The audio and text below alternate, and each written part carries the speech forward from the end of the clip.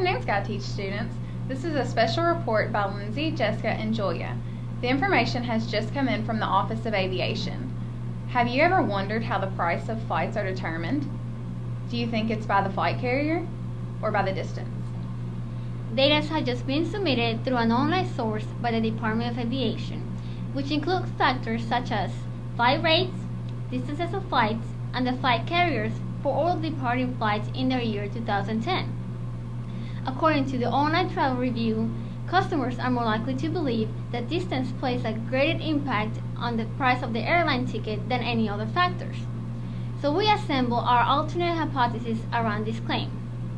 Our studio explored these factors to see if they will contribute to the final airfare price, and computed a correlation between the distance and the airfare price.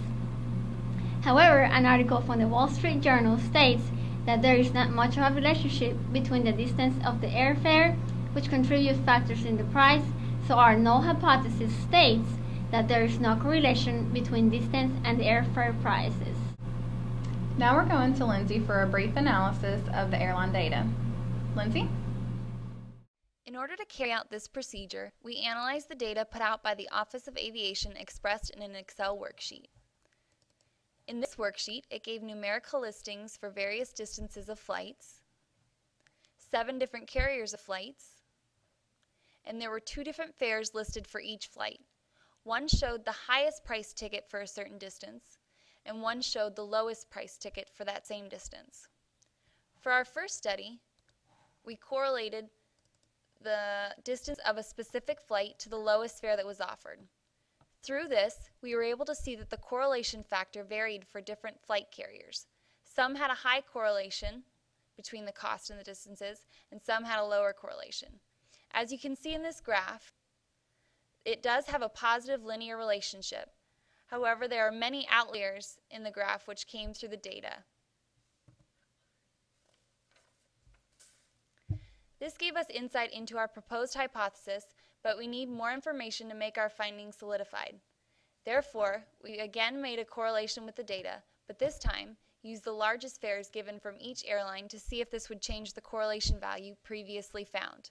Through this second analysis, we found that all of the correlation values were actually increased from their lower fare prices, but had generally stayed in the same order, from highest to lowest as before. It again gave a linear relationship in the second graph, but the outliers were still present. Now, what does all this sporadic information mean to us? Basically, our findings proved that the correlation between the distance and the cost depends on the airline carrier. For example, Southwest Airlines was one of these carriers, the other 2 being Alaska Airlines and AirTran Airlines, that had a high correlation between the 2 studied factors, meaning that the distance of the flight had a great impact on the prices of the flights. This could come from many different factors, one of which includes the nonstop flights that Southwest is known for, which increases fuel efficiency. On the other hand, there are airlines which had a low correlation between distance and cost. This low percentage could either be good for the traveler by having a greater distance price at a lower cost, or it could work in a negative manner where a shorter distance is at a much higher price. Airlines in this low correlation category are American Airlines, Continental Airlines, United Airlines, and U.S. Airways. American Airlines is a major airline company that flies all over the United States at all times of the day. However, depending on the traveler's destination, whether it's a high popular city or a less desired area, and if the flight is in the morning, afternoon, or at night, can greatly affect these prices for this airline despite the distance that it will be. What our studio discovered in this report was that the cost of the flight and the distance do have a correlation, but it depends on the airline carrier. 7 different airlines were researched for this project. 3 had a high correlation and 4 had a lower correlation.